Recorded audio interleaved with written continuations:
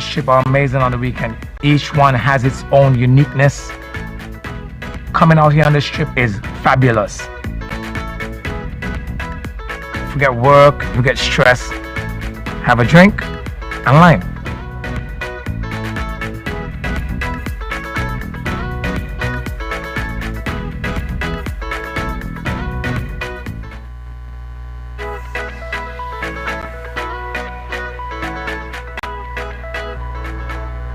Conditions love to lime. I don't know if there's one word for it or one definition for it. I think it just covers a lot of things, you know. It's in us. We lime anytime. In our dictionary, lime means going anywhere, doing anything, anytime, anyhow. So right now, we lime in. Liming is really enjoying the nature. Could be on a beach, could be in the rainforest, and you just relax. For me, liming is a state of mind. I sit back, I grab my cocktail, and I'm liming. Liming with the locals on the weekend. The strip is the spot.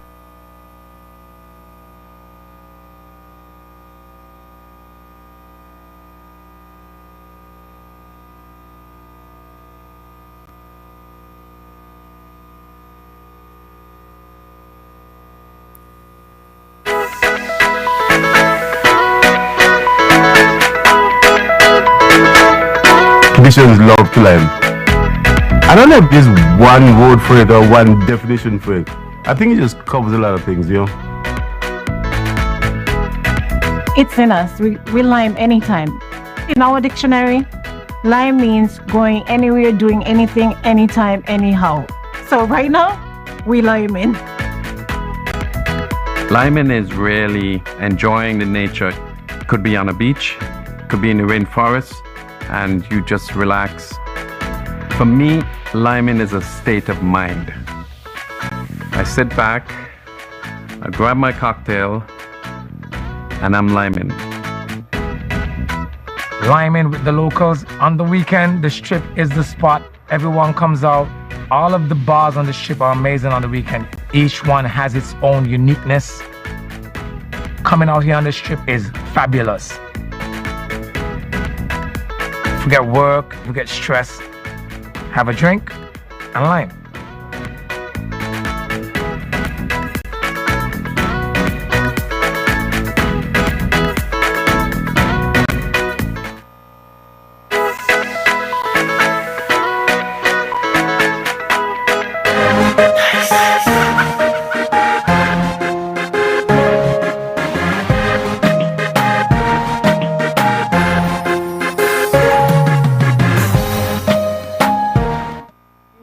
Greetings, our citizens and residents of our stunning islands of St. Kitts and Nevis.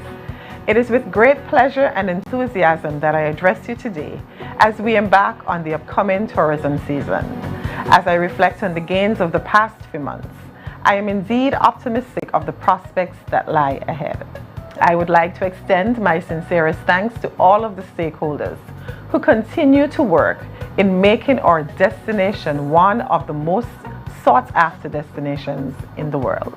This achievement has been possible due to the collective efforts of the government, industry partners, and local communities who have worked tirelessly to create a vibrant tourism product. Sunday, 1st October 2023 will mark the beginning of the cruise season, and with it comes many opportunities. We will welcome a total of 18 inaugural calls. The largest ship in the world, Icon of the Seas, will be visiting our shores on January 30th, 2024, with a capacity of 7,600 passengers. Featured on the inaugural lineup will be several high-end vessels from various lines, which include Celebrity, Virgin Voyages, and Ritz-Carlton. These magnificent ships redefine luxury and offer an unparalleled experience to our discerning guests. With opulent amenities and personalized services, these vessels attract high-spending passengers who seek exclusivity and indulgence. Their presence ensures that our destination remains at the forefront of the luxury travel market, stimulating economic growth and creating avenues for local businesses. This is in fact keeping with our goal to attract high-value visitors who contribute significantly to the local economy through shopping, dining, and excursions. Similar to last season, we will see fewer calls from Carnival Cruise Lines due to the removal of a number of ships from its fleet, including Carnival Fascination. We will continue to experience the effects of the loss of San Juan as a home port. This has resulted in the shortening of cruise itineraries, as cruise lines are now taking a longer route to the Eastern Caribbean due to home porting out of Florida. This fact is coupled with one of the most critical challenges we are facing in the industry today: the introduction of regulations to protect the environment through the limitation of carbon emissions from cruise lines has become a major concern for industry partners. We are all aware that it is our responsibility to protect our environment.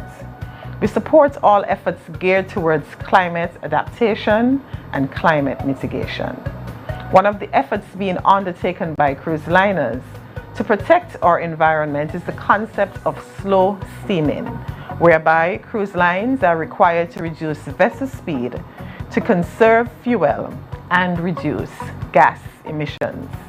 Being mindful of this concept and the voyage from Florida to the destination in the Eastern Caribbean, cruise liners now experience extended itineraries. We, as a destination, will continue to receive calls from Carnival nonetheless, and all other cruise lines that have previously graced our shores. For the upcoming season, we are poised to welcome a total of 342 calls, bringing a capacity of 857,488 passengers to our shores. While we continue to look at the arrival numbers, I must encourage us to do all that we can to increase visitor spend on the island. Despite the uncontrollable changes in the cruise sector, our airlift expansions continue to be on an upward trajectory. We will, for the first time, welcome JetBlue to our shores with its thrice weekly flights beginning Thursday, 2nd November 2023. United Airlines has expanded its service with an extension up to August 2024. This season, we will also see an increase in flight capacity from our partners at Air Canada. We have also added regional lift from Inter-Caribbean Airways and Caribbean Airlines. As such, we anticipate a 14% system-wide increase in airlift capacity for the 2023-2024 winter season. I have met with all the agencies to assess our readiness for the upcoming cruise and winter season. The St. Christopher Air and Seaports Authority, the Urban Development Corporation, the Frigate Bay Development Corporation, and the St. Kitts Tourism Authority, and all other stakeholders who have assured me that our destination is on track.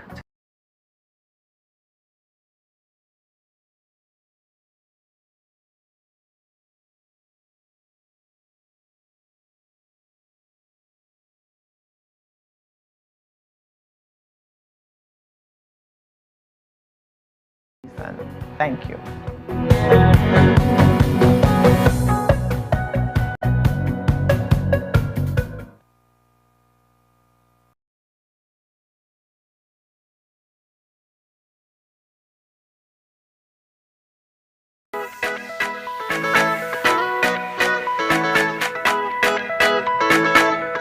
Conditions love to lime. I don't know if there's one word for it or one definition for it. I think it just covers a lot of things, you know.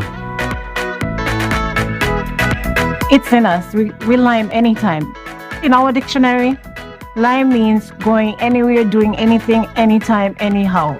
So right now, we liming. Liming is really enjoying the nature.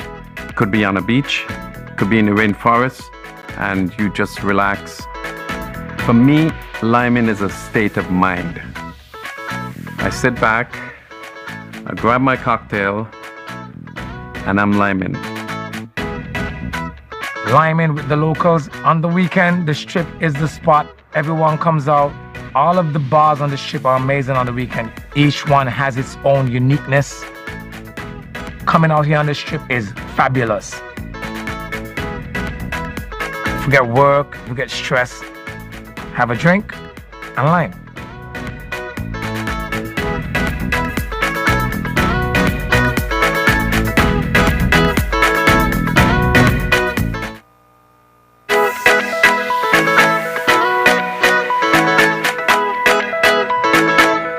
Conditions love to lime. I don't know if there's one word for it or one definition for it. I think it just covers a lot of things, you know. It's in us. We lime anytime. In our dictionary, lime means going anywhere, doing anything, anytime, anyhow. So right now, we lime in. Liming is really enjoying the nature. Could be on a beach, could be in the rainforest, and you just relax. For me, liming is a state of mind. I sit back, I grab my cocktail, and I'm liming. Liming with the locals. On the weekend, the strip is the spot. Everyone comes out. All of the bars on the strip are amazing on the weekend. Each one has its own uniqueness. Coming out here on the strip is fabulous. Forget work, forget stress. Have a drink and lime.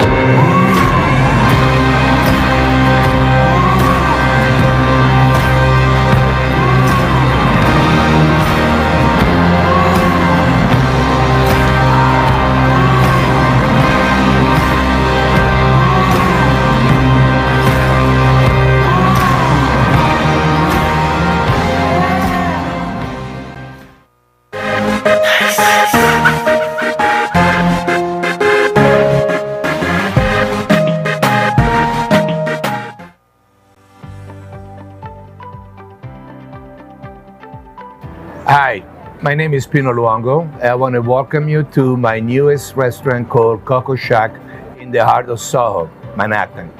Hailey has been here since June, and the internship ended in sometime the end of July, and we offer him the opportunity to stay as a member of the Coco Shack.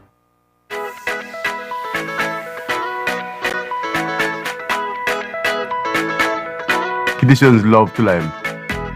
I don't know if there's one word for it or one definition for it. I think it just covers a lot of things, you know.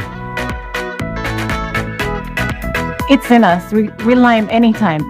In our dictionary, lime means going anywhere, doing anything, anytime, anyhow. So right now, we lime in. Liming is really enjoying the nature. Could be on a beach, could be in the rainforest, and you just relax. For me, liming is a state of mind. I sit back, I grab my cocktail, and I'm liming. Liming with the locals. On the weekend, the strip is the spot. Everyone comes out. All of the bars on the strip are amazing on the weekend. Each one has its own uniqueness. Coming out here on the strip is fabulous. Forget work, forget stress. Have a drink and lime.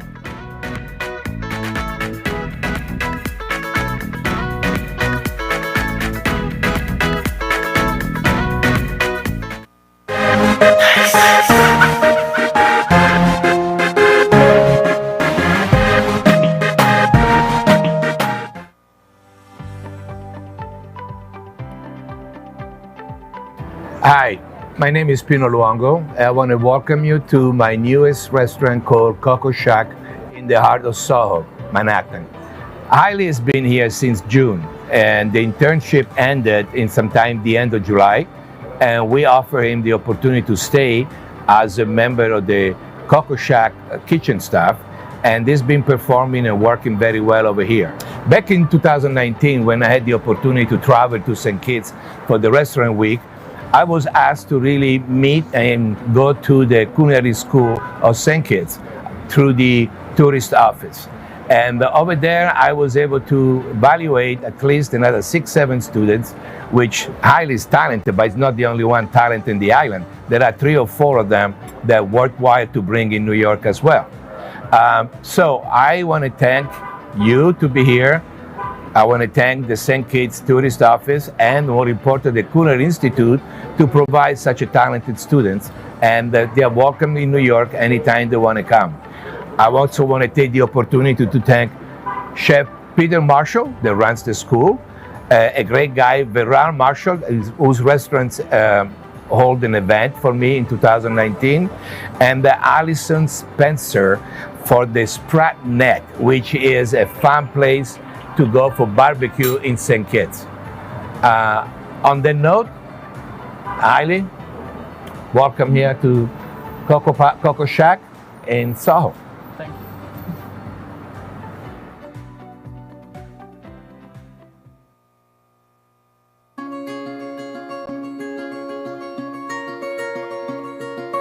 I've been farming since my young boy. This land, my grandfather been cultivating land for a very long time. My slogan is no farm, no food. So for me, it's very important to be a part of this sustainable journey. I grow here a lot of fruits, vegetables, a lot of herbs for healing. When you walk into the farm, it's like you feel a peacefulness. You come to this farm even just for eating. The environment for eating is very peaceful, and that is very important when you're eating food. What this island offers and what this farm offers is being able to eat directly from the land. I believe in farm to table. Without the farm, there is no food. And on your table, you do know that you are eating something that is nutritious and healthy and whole.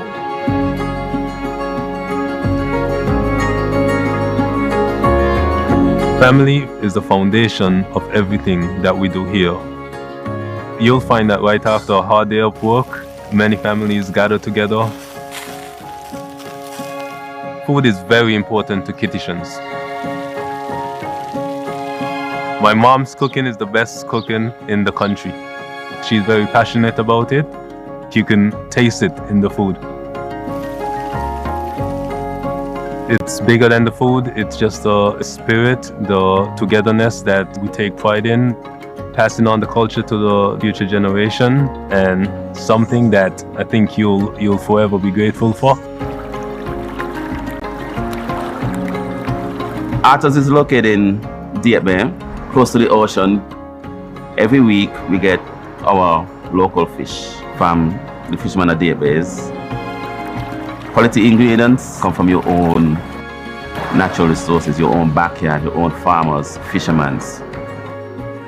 On our menu, a seafood chowder, which consists of our natural conch and lobster and fish, cooked with the natural spices like ginger, turmeric, and cinnamon. When you come to Arthur's, you get this experience, unique flavors.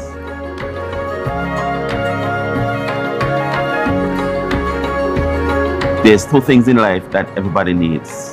Wake up in the morning with the breath of life in your system and a good meal to eat.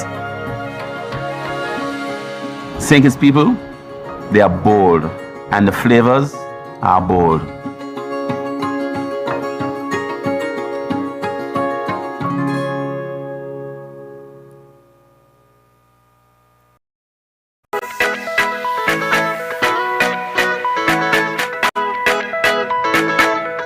Kittitians love to lime. I don't know if there's one word for it or one definition for it. I think it just covers a lot of things, you know. It's in us. We lime anytime. In our dictionary, Lime means going anywhere, doing anything, anytime, anyhow. So right now, we liming. Liming is really enjoying the nature. Could be on a beach, could be in the rainforest, and you just relax. For me, liming is a state of mind. I sit back, I grab my cocktail, and I'm liming. Liming with the locals. On the weekend, the strip is the spot. Everyone comes out. All of the bars on the strip are amazing on the weekend. Each one has its own uniqueness. Coming out here on the strip is fabulous. Forget work, forget stress. Have a drink and lime.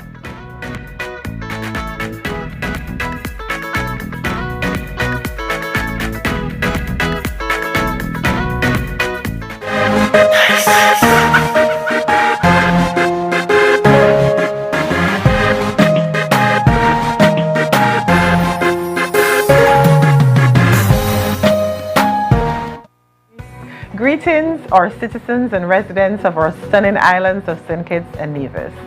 It is with great pleasure and enthusiasm that I address you today as we embark on the upcoming tourism season.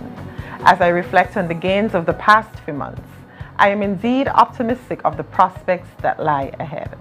I would like to extend my sincerest thanks to all of the stakeholders who continue to work in making our destination one of the most sought-after destinations in the world. This achievement has been possible due to the collective efforts of the government, industry partners, and local communities who have worked tirelessly to create a vibrant tourism product. Sunday, 1st October 2023 will mark the beginning of the cruise season, and with it comes many opportunities. We will welcome a total of 18 inaugural calls. The largest ship in the world, Icon of the Seas, will be visiting our shores on January 30th, 2024, with a capacity of 7,600 passengers. Featured on the inaugural lineup will be several high-end vessels from various lines, which include Celebrity, Virgin Voyages, and Ritz-Carlton. These magnificent ships redefine luxury and offer an unparalleled experience to our discerning guests. With opulent amenities and personalized services, these vessels attract high-spending passengers who seek exclusivity and indulgence. Their presence ensures that our destination remains at the forefront of the luxury travel market, stimulating economic growth and creating avenues for local businesses.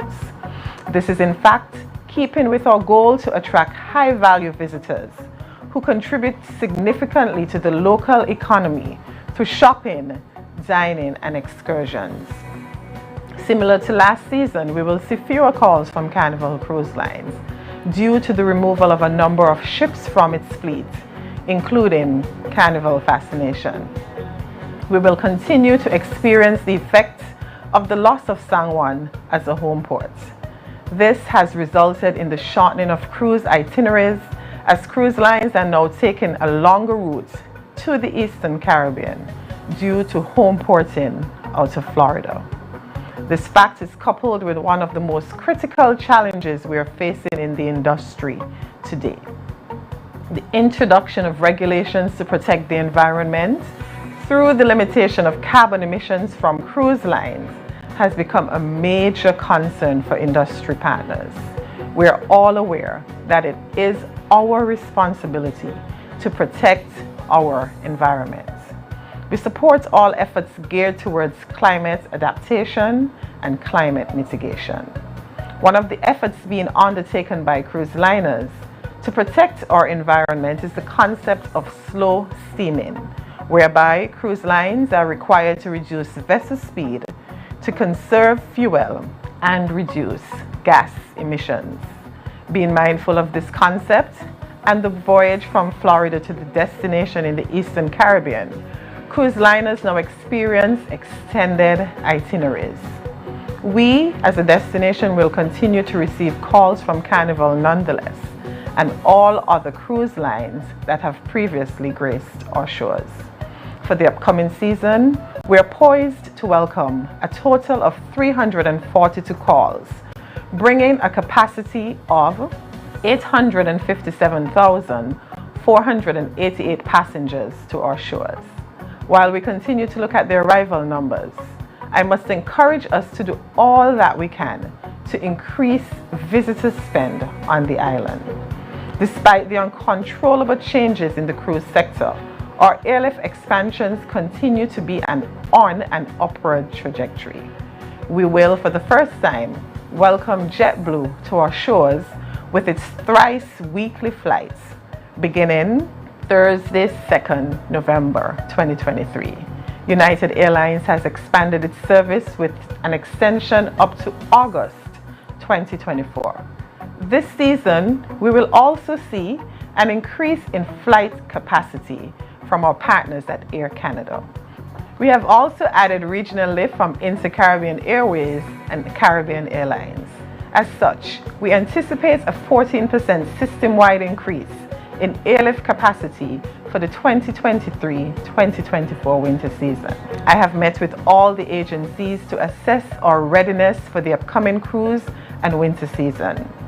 The St. Christopher Air and Seaports Authority, the Urban Development Corporation, the Frigate Bay Development Corporation, and the St. Kitts Tourism Authority, and all other stakeholders who have assured me that our destination is on track to welcoming all our visitors to our shores.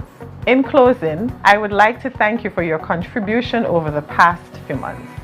Let us continue to work together to improve our tourism products.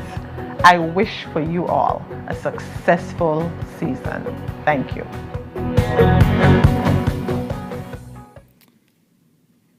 Dr. the Honorable Jeffrey Hanley, Deputy Prime Minister of St. Kitts and Nevis, Minister of Education, Youth, Social Development, Gender Affairs, Aging and Disability.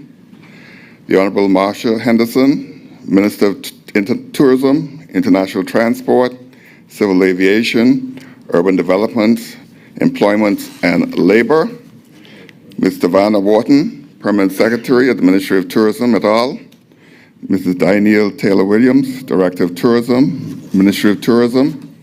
Mrs. Ermeline Sebastian Duggins, Chairlady of the St. Kitts Tourism Authority. Mrs. Melnesia Marshall, Deputy CEO of the St. Kitts Tourism Authority. Mr. Jonathan Bass, Chairman, St. Christopher Air and Seaports Authority. Mr. Wanda Woodley, Officer in Charge, St. Kitts Air and Seaports Authority. Ms. Julie Charles, Chief Executive Officer, Urban Development Corporation. Ms. Carissia Nero, Deputy CEO, Urban Development Corporation. Mr. Robert Morris, Chairman, Frigate Bay Development. Mrs. Slyborn Camper, General Manager, Frigate Bay Development. Managers, special invited guests, members of the media, ladies and gentlemen, welcome to the Minister of Tourism's press conference. It's been a great 10 months thus far, and Minister will come to the podium and deliver her remarks. Minister?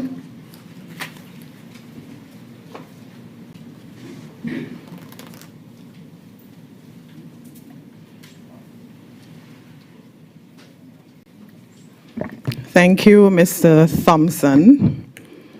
Ladies and gentlemen, esteemed members of the press, distinguished guests, good morning.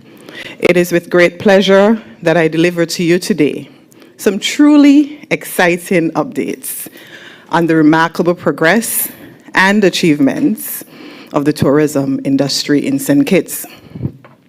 Permit me at this point to stop and adopt the protocol established, but to recognize in our presence our Deputy Prime Minister, the Honorable Dr. Jeffrey Hanley, our Chairperson of the Authority, Mrs. Ermeline Sebastian Duggins, our CEO, Mr. Thompson, CEO of UDC, Julie Charles, Deputy CEO of the SKTA, Melnesia Marshall, Deputy CEO of the UDC, Carissia Nero, and Officer in Charge at SCASPA, Mr. Vaughn Woodley, and our Chair First Casper, Mr. Jonathan Bass, and as well to recognize the chair of the Frigate Bay Development Corporation. So, permit me to add some perspective to the facts before I delve into the requisite updates. Just over a year ago, when the ministry was assigned to me by the Honorable Prime Minister, the island was recovering from the pandemic and was in a rebuilding phase. As we rebuild, the government has identified strategic objectives aimed at rebuilding resilience for our federation. Can I have some water, please? Forgive me.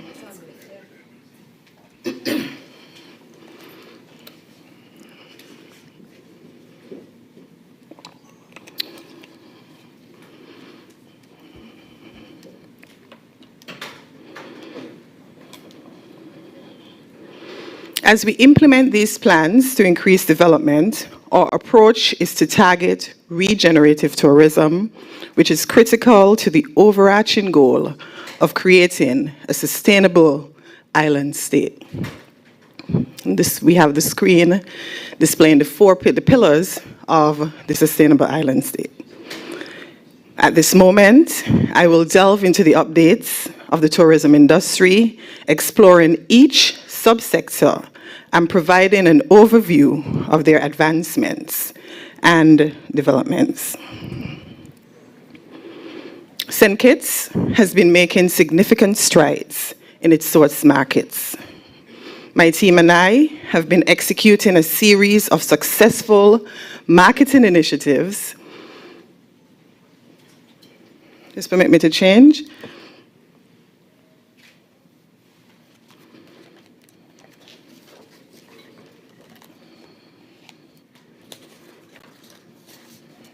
Thank you.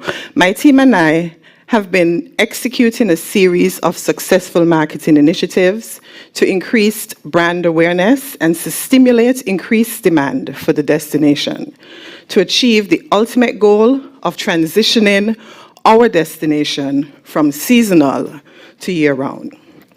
For many years, we have characterized the success of our tourism destination simply by cruise arrivals. Resultantly, the ministry has observed that many of our industry stakeholders, particularly those operating small businesses, have adopted a practice of ceasing operations on days when there are no ships in ports. This, we feel, must change if we are to increase the benefits of tourism. We must experience a cultural shift.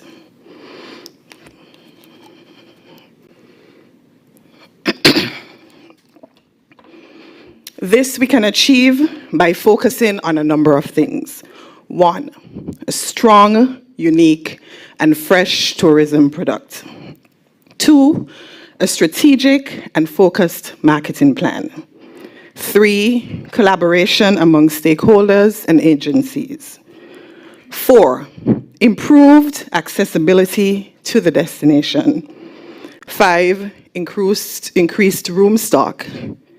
And 6, a sustainable and resilient industry, all of which we have on the screen.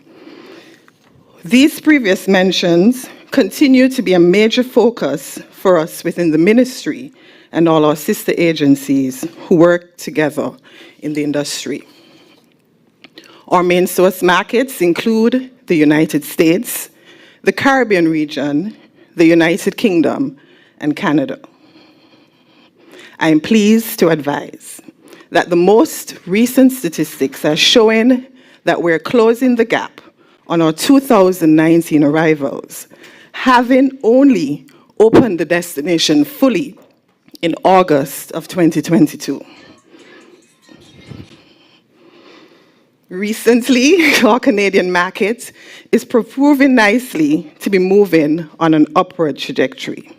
Recently, I led a delegation to Canada to host trade and media events showcasing the allure of the destination to a carefully curated group of over 40 influencers and travel agents. This visit also included a crucial meeting with Air Canada.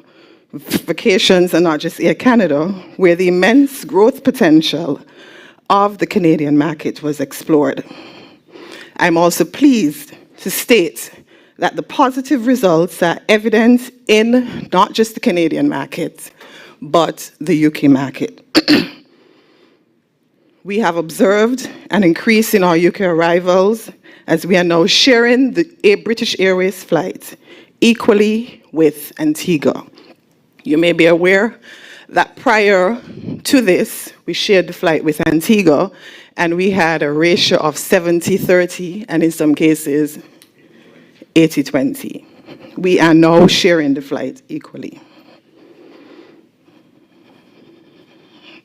St. Kitts continues to actively engage with the US market through a series of travel trade and media events. Over the past few months, these events were held in key locations such as Boston, Connecticut, New Jersey, and New York. And they attracted over 280 prominent attendees, including travel writers and travel agencies. These activities are critical to the support of our increased airlift. As the Minister of Tourism, I am immensely proud to see the fruits of such marketing initiatives, particularly through the increased potential in airlift that we are currently experiencing.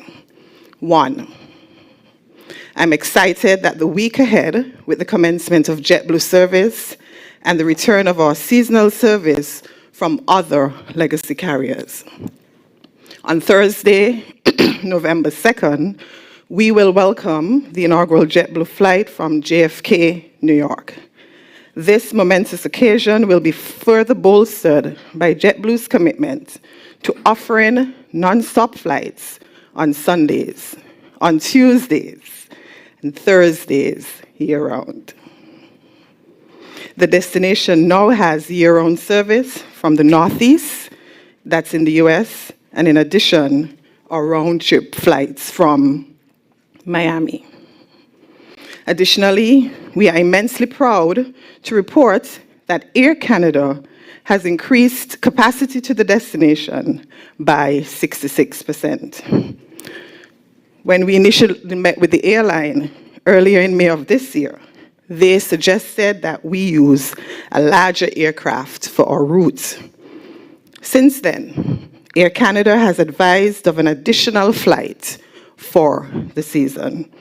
Since then, we have negotiated with them non-stop flights from Toronto on Fridays and on Saturdays, commencing on Friday, 3rd November 2023. Give the team a round of applause. The success of regional travel has been nothing short of impressive, with the recently added airlift from Inter-Caribbean Airways and Caribbean Airlines showcasing superb performances, further enhancing connectivity to and from St. Kitts. The Caribbean has now returned to its position of being our second largest source market. We extend a hearty and warm welcome back to long-serving carriers such as American Airlines from JFK and Charlotte, Delta Airlines from Atlanta, United from Newark. We extend our sincerest appreciation to United Airlines for having confidence in the destination by extending their service to the end of August as opposed to March of next year. Collectively, these developments have resulted in a remarkable 14% increase in airlift across the board, significantly amplifying accessibility to our destination. These benefits, of course, are heightened these benefits, of these heightened connections are undoubtedly manifold, including tourism revenue, increasing visitor arrivals, and a broader global reach for St. Kitts. Another of our key objectives is to create a greater balance between our cruise and stayover visitors, and of course, to increase visitor spend. For the upcoming season, we will welcome a total of 342 cruise calls, promising an influx of visitors yearning to explore the wonders of our island and our paradise. Notably, we eagerly await the arrival of the magnificent Icon of the Sea, the largest ship in the world, set to grace our shores on January 30th, 2024, boasting a capacity of 7,600 passengers. We have also observed an increase in luxury vessels. The presence of such luxury vessels signifies greater spending power on the island, cementing our position as a premier tourist destination. St. Kitts has continued to take significant steps to fortify the cruise sector. My team and I recently met with Royal Caribbean and Carnival Corporation's executive teams. These meetings highlighted the potential for growth and development in this sector. In the months to come, we will be exploring with some of these opportunities with our stakeholders and our industry partners. The cruise industry is constantly changing. It is imperative that I share a few challenges that continue to affect the industry. As we are all aware, our calls from Carnival, previously our largest supplier, have decreased since Carnival Fascination was removed from the fleet, post the pandemic. In addition, the loss of San Juan as a home port and the introduction of regulations to protect the environment through the limitation of carbon emissions from the cruise lines have contributed to an operationally challenging time post-COVID. Additionally, the Ministry of Tourism remains steadfast in its commitment, The ministry remains steadfast in its commitment to resolving and guiding an issue that we unfortunately inherited. We are consistently working towards rebuilding and strengthening relationships with our partners, particularly with two of the largest and most prominent cruise lines from our destination. Regrettably, the previous administration displayed some level of hostility towards these said cruise lines, resulting in strained relationships. However, we are optimistic that through our ongoing efforts, this situation will be significantly turned around by the next upcoming season in 2024-2025. We remain dedicated to fostering a positive and collaborative environment, ensuring the continued growth and success of the industry.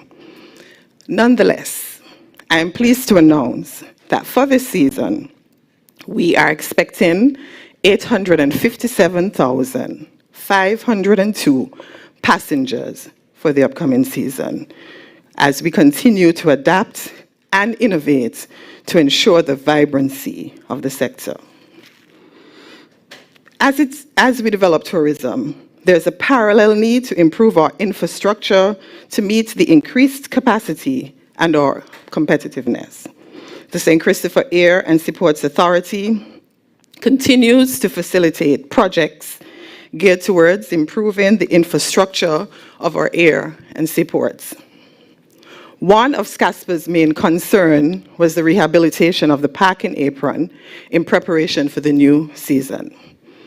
To ensure safe and effective repairs with a lifelong span, a committee was put in place and a consultant engineer was engaged. This project is to be completed within the next 3 months. Following the completion of the apron rehabilitation project, SCASPA intends to begin construction on a hangar facility at the airport. This hangar will include office space and a mobile mechanical service, providing both storage and maintenance capabilities. The construction of the hangar will commence shortly after the apron rehabilitation project is completed. In line with the government's Sustainable Island State mandate, a 2 megawatt solar plant with a 2 megawatt backup battery supply will be constructed at the airport. The main objective of this project is to reduce fossil fuel energy consumption and provide clean, cost-efficient energy for the airport. Additionally, the excess energy generated will create an additional stream of income. This project will also include connections to facilitate the sale of excess energy, repairing the PAPI lights on the runway, and installing floodlights on the tarmac. As airlift into St. Kitts continues to increase, we are confronted with the issues of limited space and the challenge of accommodating more airlines and passenger traffic. Therefore, as a means of mitigating this issue, in the short term, SCASPA is introducing what we call the Common Use Terminal Equipment, CUTE, at the airport. This system includes Common Use Self-Services System, Common Use Passenger Processing System, and Flight Information Display System. By implementing this system, airlines will be able to share infrastructure while still using their native platforms during the check-in process. Self-check-in will also be encouraged, and the system will track the number of passengers passing through the airport, thereby helping us to be more effective with our policies. Other notable updates at SCASPA include the completion of the repair and replacement of the fenders on Cruise Pier 1, discussions with a large cruise port developer for potential upland works, and additional initiatives implemented to enhance passengers' travel experiences at both the air and seaport. I take this time to wish SCASPA congratulations, as the organization recently celebrated its 30th anniversary as a statutory body with a month of activities under the theme, A Legacy of Excellence. Let's give them a round of applause. During the off-season of 2023, the ministry convened a series of stakeholder consultations. As a result of these consultations and interagency collaborations, there are several initiatives to be implemented and are currently being implemented. To improve safety and enhance tourism experiences, the Urban Development Corporation installed railings at the marina. The Urban Development Corporation installed railings at the marina and cruise ship pier, erected security barriers to control traffic on Port Zante, so as to ensure the continued safety of our visitors. The corporation also made repairs to the common area pathways, introduced opening and closing hours for taxi stand, and cordoned off the area near the Smoke and Booze store at night to prevent damage and pedestrian traffic interruption. UDC now has 6 security officers trained as certified island constables with powers to arrest. The security officers also attended a 4-hour training course with the St. Kitts Tourism Authority to strengthen their customer service skills as it relates to providing assistance to our visitors and stakeholders. Further enhancements were made through property maintenance and upkeep, including the removal of a speed bump that a number of visitors were falling over, the completion of painting and repairs. The corporation is also finalizing a directional map to assist visitors in finding stores at the port, offering promotional signs to vendors and stakeholders, and increasing security coverage with additional officers. The jetties in the marina are now being assessed by an engineer, and repairs will begin shortly. along with the replacement of navigation lights for clearer vessel entry at night. My team across all subsectors continues to invest heavily in ensuring that we continue to raise the standards of our tourism industry. In addition to the tangible advancements in connectivity, visitation, and infrastructure development, St. Kitts has garnered significant recognition through prestigious awards. Our commitment to sustainable practices, tourism practices, has been acknowledged with the coveted 2023 Travel Weekly Magellan Gold accolade for Caribbean eco-friendly sustainable destination. This is testament to our dedication to preserving and respecting our natural environment, ensuring a harmonious relationship between tourism and ecological conservation. We proudly celebrate the accolade of World Travel Awards 2023 as the Caribbean's leading dive destination, affirming our world-class dive sites and the unique underwater wonders that eagerly await explorers in St. Kitts. Following this win, St. Kitts is now an official nominee in the worldwide category. The world categories are the highest distinction in the programs. St. Kitts is now nominated as the world leading dive destination, and this honor deserves a round of applause. I encourage persons to visit the World Traveler Awards website to vote for our destination for this coveted title. Other notable mentions include St. Kitts being named as one of the top 25 Caribbean islands as per Travel and Leisure Awards 2023, and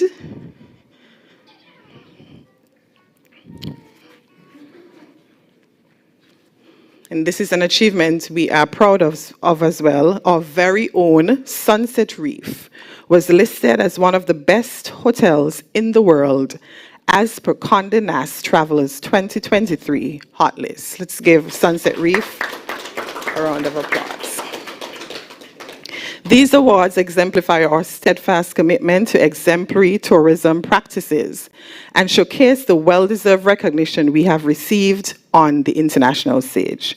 Our achievements are a result of the hard work of the team and strategic partnerships with our government agencies, the stakeholders, and of course the communities. I take this opportunity to applaud you all. As we continue to honor the contributions of our tourism industry, during the month of November, we will be celebrating Tourism Month.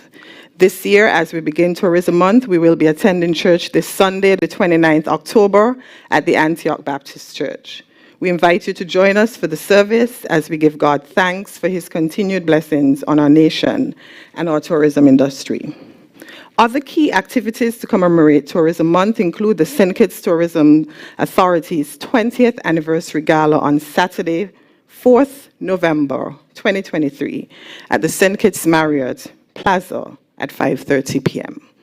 We take immense pride in reflecting upon 2 decades of robust marketing endeavors and product development that have elevated our beautiful island's prominence as a premier travel destination.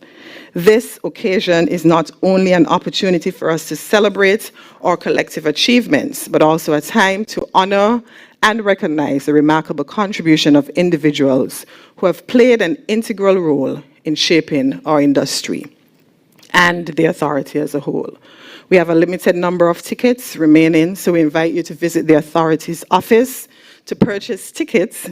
Do we have more?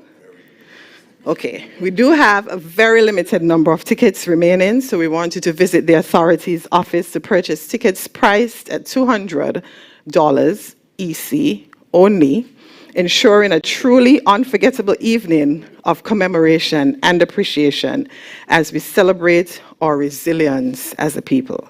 Another important fragment of Tourism Awareness Month is the upcoming Tourism Fest, which is set to take place on November 18th. This event is an innovative approach to exposing our citizens to our tourism brand campaign thereby encouraging individuals to venture deeper into St. Kitts. With the intention of promoting our beautiful destination, our citizens can become the greatest marketing tool for our tourism brand campaign. It aims to highlight the essentials of community tourism initiatives, thus enabling the decentralization of tourism and encouraging individuals to discover hidden gems within our communities. Such an event is an excellent pre-packaged representation of our tourism product, depicting all that our beautiful destination offers. The Tourism Fest serves as an opportunity to showcase the potential of community-oriented experiences and unique offerings, attracting visitors and encouraging them to indulge in our destination. Within the ministry, we continue in an effort to raise awareness and foster a sense of ambition within the population.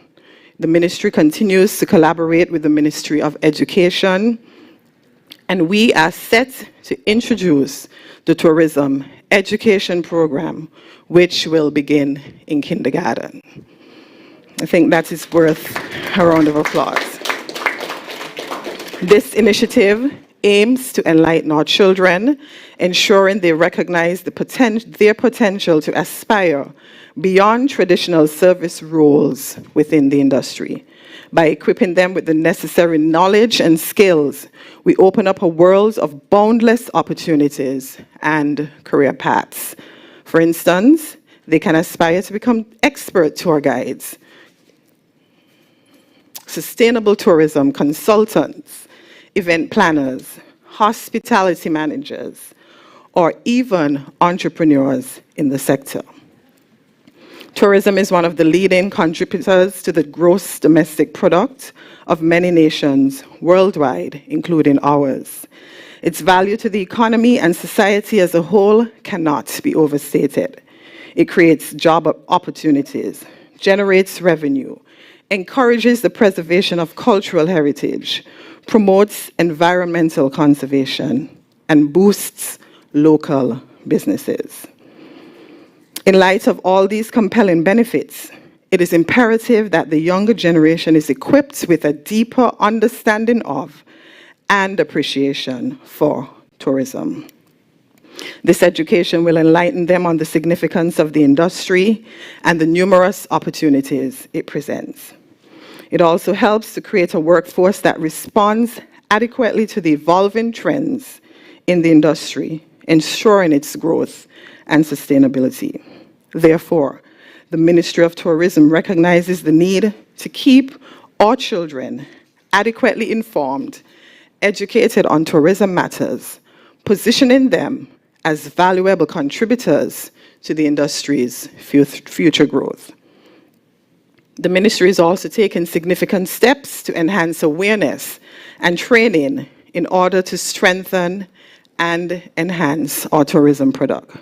Recognizing the immense potential of tourism of the industry to contribute to the economic growth and development of St. Kitts, the ministry is fully committed to ramping up its efforts in this regard. We understand the importance of providing high-quality training and support to individuals involved in the sector. Training is absolutely essential for enhancing the tourism product. By equipping stakeholders with knowledge, skills, and competence, training ensures that our tour guides, our hotel staff, local communities, heritage site managers, and even government personnel can deliver exceptional experiences, preserve our heritage, manage our sites effectively, and make informed decisions. Amidst our multifaceted endeavors, we remain steadfast in our commitment to the development of our youths, championing their involvement and engagement in the sector. A testament to this commitment is the recently hosted arts competition titled Land and Sea, Tourism and Me. We are immensely proud of the submissions we have received as they depict unequivocal enthusiasm, creativity, and a deep-rooted understanding of the industry. We eagerly anticipate sharing the joyous rewards with these talented children during the upcoming gala on Saturday, November 4th. Rest assured, the inspiring artworks will soon be shared with you and other members of the public, serving as a testament to the immense talent our youth in this country possess. In conclusion, I know you have been waiting for that. The current landscape of St. Kitts' tourism sector is indeed an embodiment of progress, prosperity, and boundless potential. The array of achievements from increased airlift and upcoming cruise seasons to international accolades and the imminent gala celebration paints a vibrant and promising picture of our exceptional destination. We stand proud, knowing that our continued dedication to elevating the tourism experience ensures that St. Kitts remains at the forefront of the Caribbean's finest destinations. Together, let us forge ahead, embracing the future with optimism as we welcome an influx of visitors for the 2023-2024 cruise season. Thank you.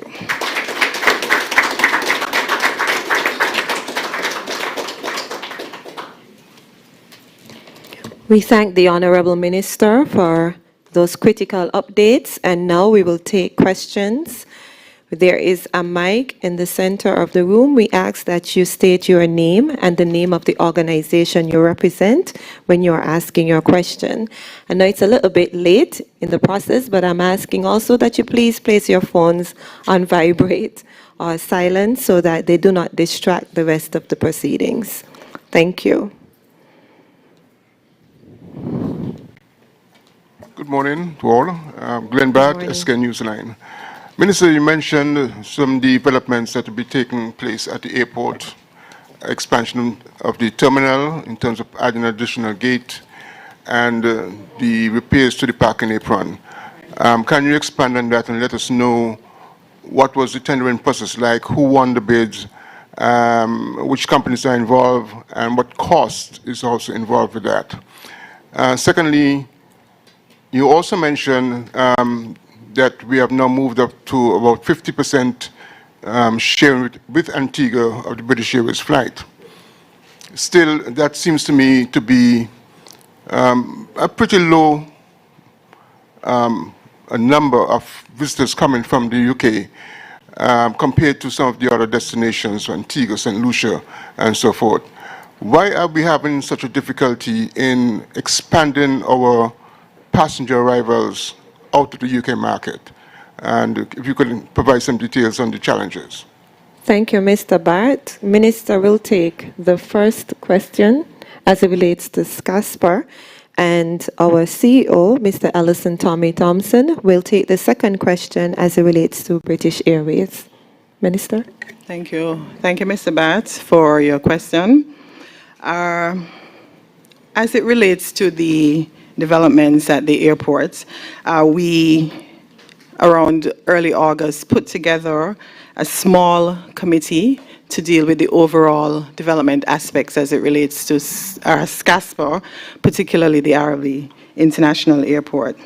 The committee comprised of 4 persons, the chairperson, Mr. Jonathan, chairman of the board, Jonathan Bass, special advisor to the minister, Dr. Richard Skerritt, Errol Douglas of E.F. Douglas and Associates, who was responsible for the design and engineering in relation to the project,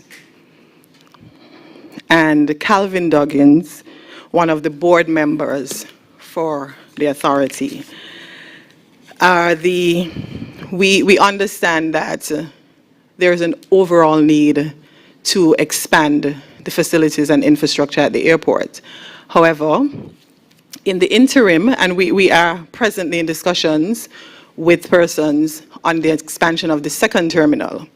However, for the upcoming season and to accommodate our partners in the industry, we thought that we needed to do some interim work.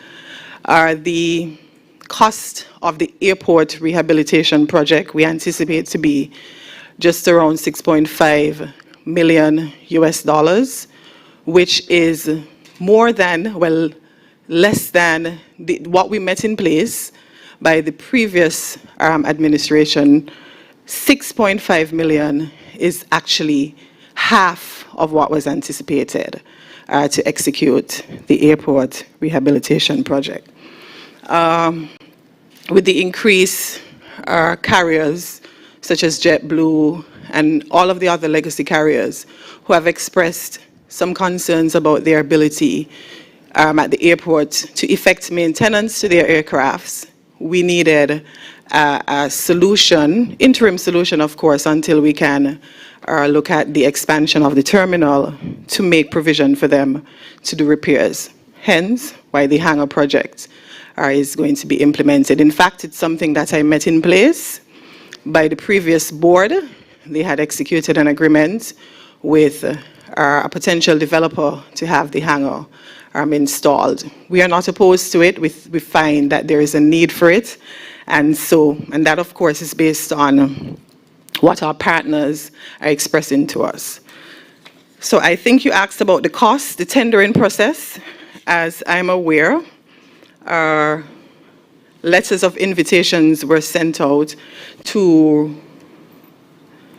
I think it's 3 persons to bid on the project.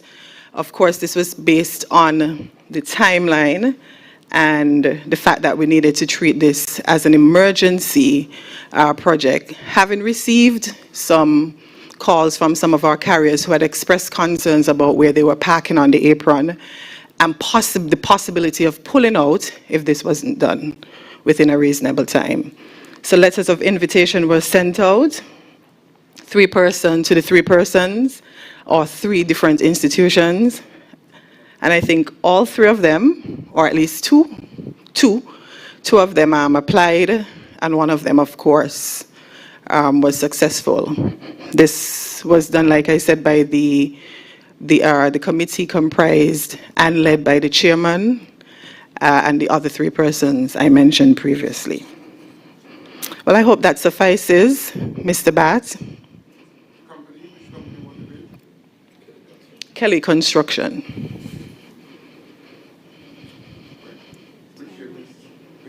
Beg your pardon? Yes, I would allow the CEO to answer that. Good morning. Thanks for the question.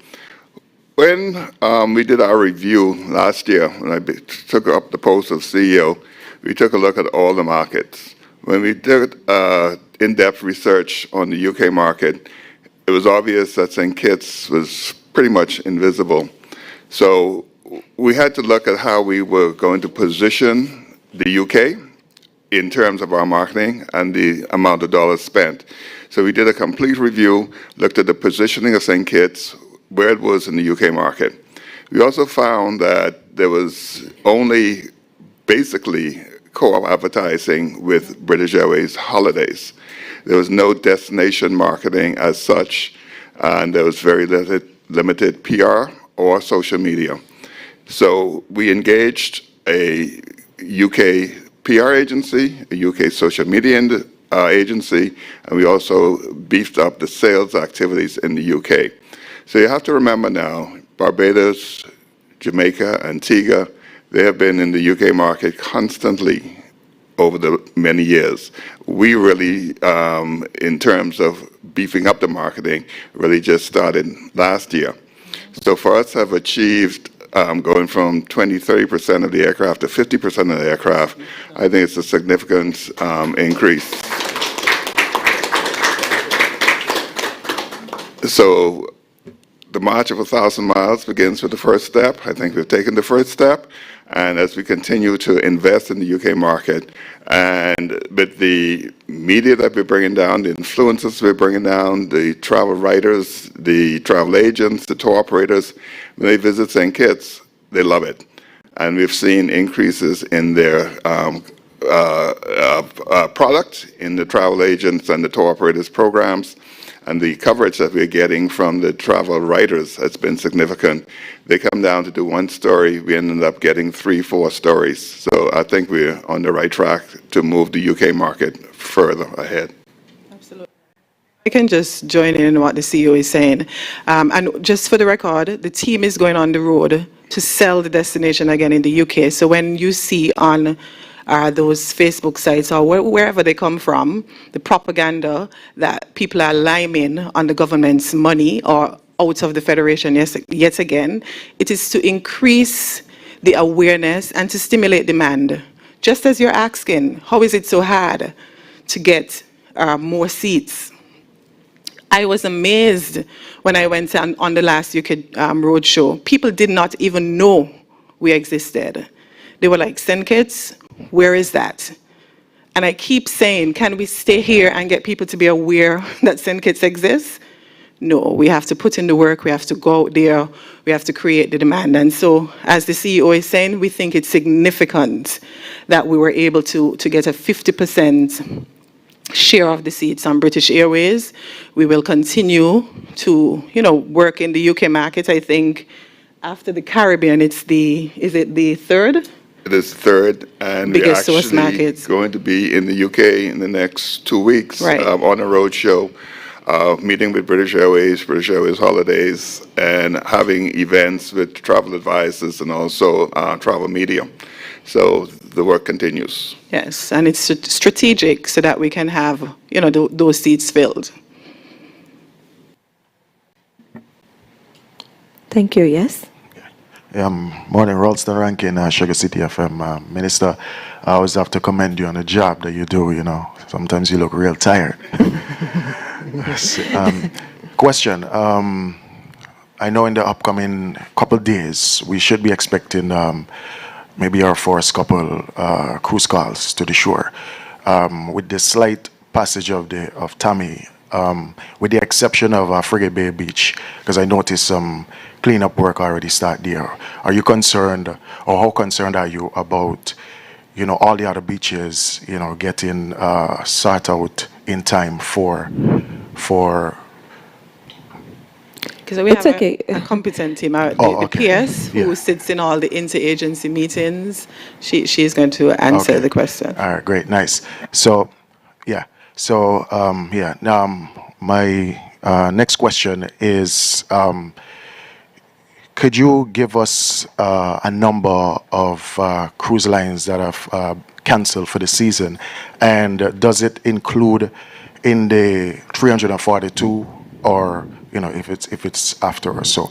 And again, congratulations on the recent return of some of the airlines and some new ones.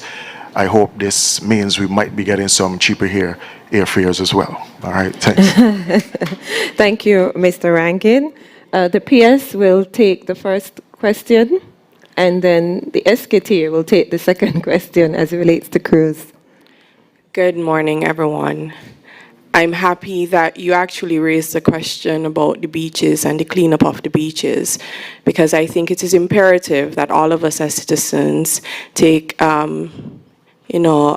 interest in the cleaning up of our beaches. We are responsible for a lot of the pollution that's on the beaches, but with respect to the passing of this storm recently, and in an effort to maximize the government's resources, we have partnered with the STEP as well as the Ministry of Environment, Parks and Beaches, to collaborate in the cleanup effort. And the Frigate Bay Development Corporation, correct. Park Hyatt and Koi, they have also joined in the partnership. And so tomorrow, the teams will be deployed and we will be ready. Our beaches will be cleaned for the first arrival of our cruise ship passengers. And so we believe that this will add to their experience of enjoying our very amazing beaches. So thank you for that question. And I take this time to admonish everyone to take a particular interest in cleaning up and not polluting, and just admonishing those around you to do the same. Thank you.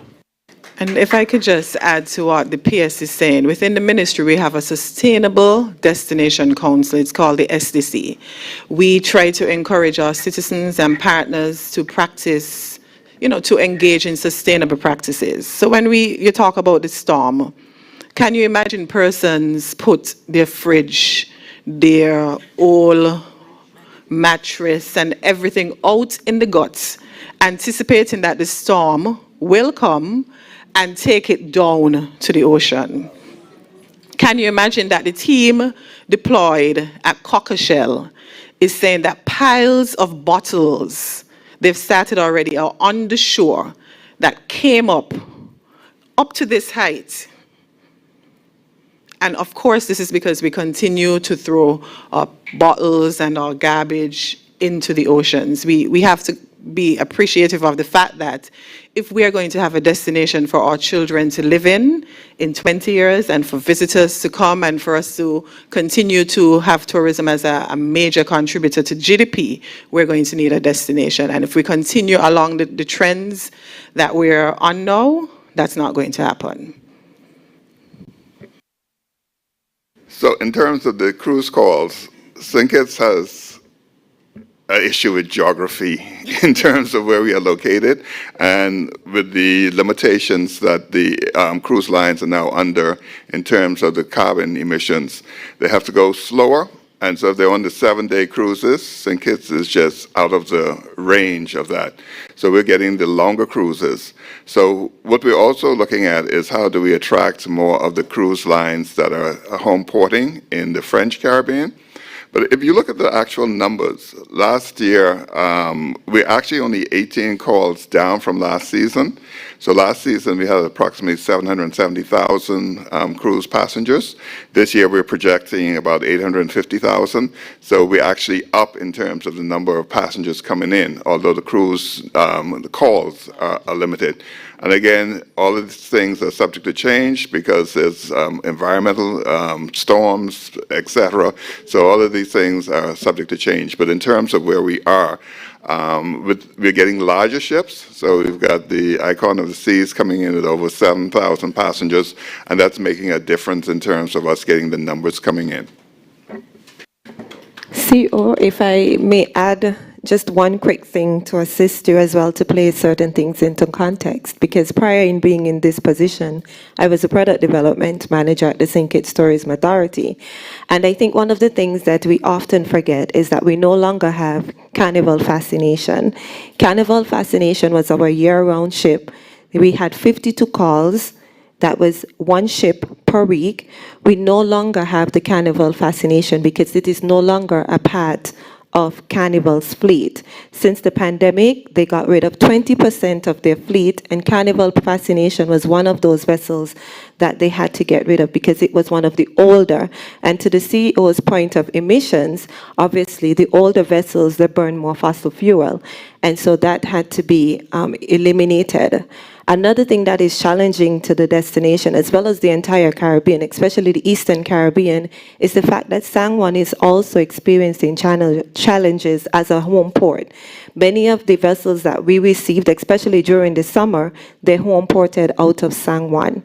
And because San Juan is having those issues, we are also seeing a reduction in some of the calls. So there are no cancellations for the upcoming season as yet, because of course the schedule is always subject to change. But we have to also bear in context that we operate in a global environment and we're impacted by these changes. Everything is not in our control. And so as we go through, the most that we can do is to try to avert the risk, but work with the partners to see how best we can continue to position St. Kitts in that way that we can continue to get the business and we are able to continue to benefit. I just add, although when we met with the cruise lines, the scores for St. Kitts are quite high in terms of where we rank within the Caribbean. So the experience has not been the issue. The issue has actually been what we've just brought to your attention. Any more? Yes, Mr. Rankin? Pardon? Oh, airfare. Mr. Thompson? Unfortunately, that is not within our control. Okay, the airlines are looking at how, especially after COVID, how do they maximize revenue? And with them having a monopoly, some of them having a monopoly on St. Kitts, they can pretty much do what they like. But with the introduction of new airlift, that should hopefully bring some stability and much competition and lower fares to the equation. But if you go on JetBlue now, you can get to New York for $400 return.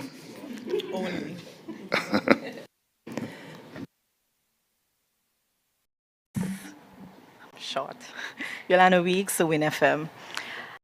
Now that we know JetBlue is definitely coming, what are some of the changes that were made at RLB to accommodate the airline? And Dr. Lisa Indar at CTO, she spoke about the importance of prioritizing health in the sustainable tourism framework. What are we going to be doing on the local front in that regard? And how did you view her presentation? Thank you. Thank you, Ms. Weeks. Minister? Okay, so thank you for your question. At the airport, we made some changes temporarily because, like I said during the presentation, we are hoping to have the queued system, which allows the carriers to just check in at any counter. But in the interim, we created a window spaces downstairs for JetBlue. Of course, it meant that we had to take some space from some other carriers. We sat and negotiated with them so that, of course, the airport we've outgrown the footprint of the airport, and so we had to negotiate, and we created additional space downstairs for check-in at JetBlue. American Airlines has said that they're going to make their kiosks more functional because they do have kiosks scattered across the floor that allows for check-in. We're still in discussions of coming up with other solutions, possibly curbside and all the other things. But we are aiming to get in the second terminal that will take care of all these issues. But in the interim, and we created gate 6 as well upstairs in the departure lounge to accommodate the additional, passengers and JetBlue, of course. Prioritizing health as a part of our sustainable agenda. I don't know, and I know the PS wants to chime in, but if I can just mention the government's sustainable island state agenda. So we don't operate in vacuums. We're not doing our own thing in tourism, and health is doing its own thing. We do have a roadmap that allows us to transition into a sustainable island state. And of course, healthcare is one of the biggest pillars on which the development plan and the transition runs on. Sustainable and resilient tourism as well. So we have a plan. It's being rolled out. The first set of consultations was done by the Ministry of Sustainable Development with the youth. I want you to stay close, follow the social media pages, because we will be coming around trying to get persons to buy in, and so you would understand what your role is. Right. Your roles are, forgive me. Yeah.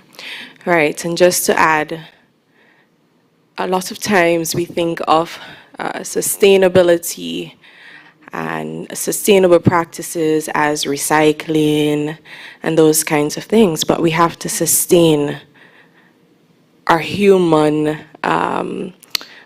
capital, right?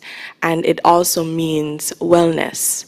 So wellness tourism is a thing, and many of you may not recognize it, but we promote health in tourism as well.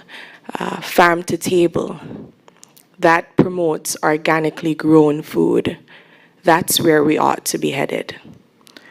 Or sea to fork, which is known at Arthur's.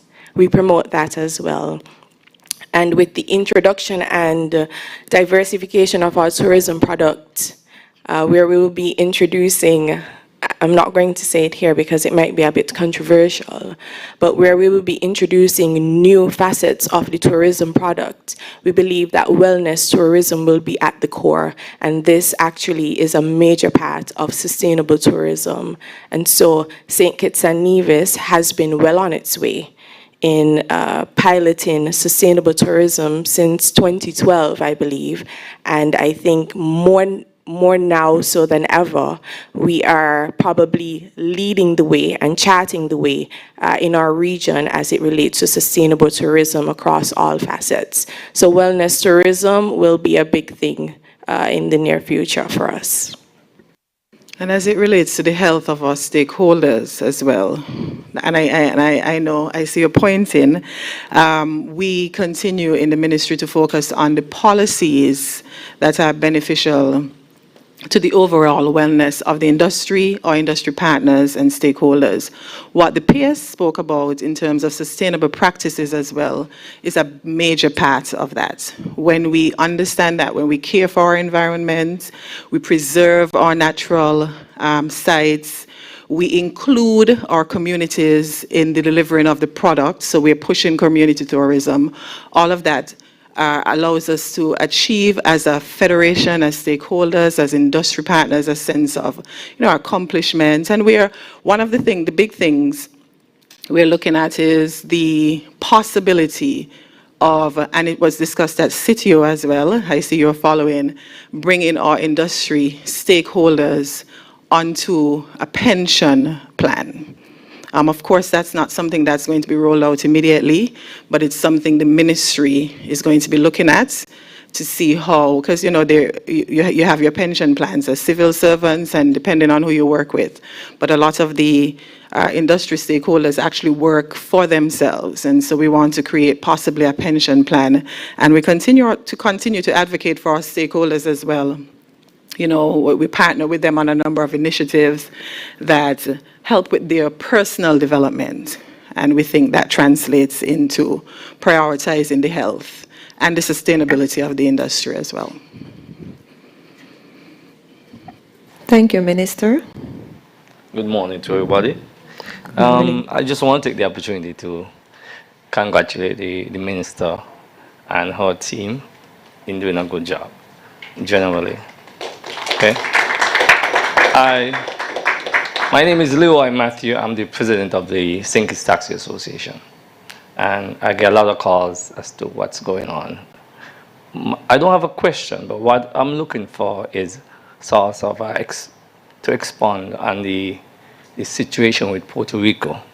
Because some people may not understand that is not your team's fault. It's a situation that you cannot deal with right now. It is out of your hands. So could you explain, any one of you, what's the situation with Puerto Rico? And after that, if there is, after maybe this season, if Puerto Rico is going to be back into the swing as to a home call, so that we get more ships coming out of Puerto Rico, which will be arriving here. Thank you. Mr. Thompson. Thank you. The situation with Puerto Rico is during COVID, the port was kind of just left. And there's been a lot of degradation to the port.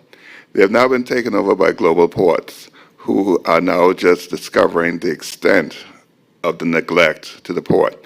So it's going to take them possibly 3-4 years before the port is back up to where it needs to be a home port. They've found that the elevator systems, the electrical systems, the plumbing, all that has been shot. So that all has to be rehabilitated before they actually get into the construction of the actual port. So until that happens, we're still going to have to bear with the fact that summer calls are going to be limited. But global ports, as I said, have taken over the management of the San Juan port, and they've said that it's a lot of work that they had not anticipated, and it's going to take some time before they actually get it sorted out. To add to that, though, Antigua is soon going to be doing home porting. They as well were their port is controlled by global ports as well, and they have the capabilities of home porting, which is why we need to make sure as a destination we remain competitive. Because if Antigua is expanding its ports with the possibility of home porting, yes, it means that we might get ships that are coming to us, but it also means that Antigua is in a more better position than we are. Mind you, just because of the port, because I think we have the most sexiest destination in the world. So, but other than that, they continue strategically to improve their infrastructure, and as a team as well, we are looking into how we remain competitive. The dynamics continue to change daily. We always have to be at the drawing board. So imagine Antigua, and possibly, I don't know about St. Lucia, but something is happening there as well. What are we doing? Nobody asked me now, though. We tell you. Thank you, Minister. Thank you, Mr. Thompson. Carla Berridge, ZIZ Broadcasting Corporation. 2 questions. Minister, you mentioned participating in the CTO conference earlier this month. Can you give us just a brief update on your participation, why it was important for St. Kitts to participate, and any takeaways that can be implemented here? There was also mention of the creation of Gate 6 at the airport. Is there any consideration for a passenger boarding bridge which would eliminate persons having to walk onto the tarmac to get to the plane? Thank you.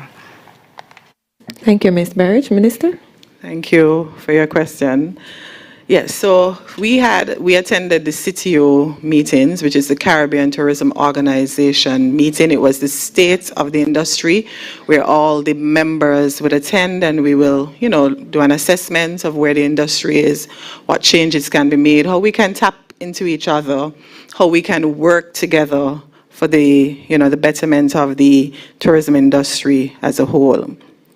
I was a panelist on a ministerial panel.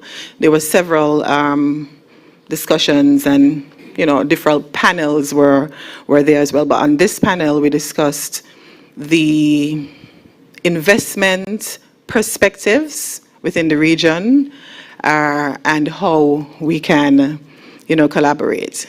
Let me tell you, I had 2 other fellow panelists. One was the Minister of Finance from the Turks and Caicos, and the Deputy Prime Minister, Premier, forgive me, because they're not independent, as well as the Chairman of the organization, both very knowledgeable. Of course, I've just been a minister for about a year, and these persons would have been in the industry for a while. It was, trust me, it was a learning experience. Their perspectives on investments in the region and in the industry was enlightening. And I realized that we are not behind. And when I say we, I don't mean tourism, but I mean St. Kitts. Because one of the things that came out is for us to know what we want, we must know where we're going and how we're going to get there. We need a roadmap, we need time frames, we need objectives. And I am pleased that our government, in August of this year, finalized our overall development plan for the Federation. That includes tourism. It includes how we're going to get there, when we will get there, and all the persons who will be involved in the process. So when you hear other destinations saying that this is what we have in place, and this is how we're getting it done, and you know we're on the same track, you know that we're doing the right things. We also had our Youth Minister of Tourism, Cameron O'Dane. She participated in the Youth Tourism Congress. She did exceptionally well. She was chaperoned by one of our ministry staff, Onique Maynard, and Teres is here as well, who helped in preparing her. She didn't place, but she did extremely well, especially in the impromptu question. She is brilliant, thinks on her feet, and we intend to engage her more within the ministry and, in our messaging. So we think it's important to participate in these, activities within the region, locally, otherwise. even though people who, and I think sometimes is people being mischievous saying, oh, they're gone again. I am happy for the question, and I think you've asked because you recognize the importance yourself. Thank you, Ms. Berridge. Was there another question? Yes. The passenger bridge, the option of a passenger bridge at RLB Minister, so that persons are no longer walking on the tarmac? Right. For this season, we're not quite there. But what we've done at SCASPA is we have gotten a ramp. So I don't know if you, and maybe I don't know the correct term, but you see that thing that you climb up to the plane on, the jets on, and there are steps as opposed to where you can push wheelchairs up. What is it called again, Tommy? It's a ramp. We have gotten the ramp that allows wheelchair passengers to access aircrafts. One, I see Mr. Lewis here, him and his team, Mr. Webb and all of that, they're working hard to make sure that for the season we're ready. We are improving the ramps from the building, the facility as well. And we are trying our best. The walk that takes you from the terminal to the aircraft needed some work done on it as well. So we are doing some improvements on that.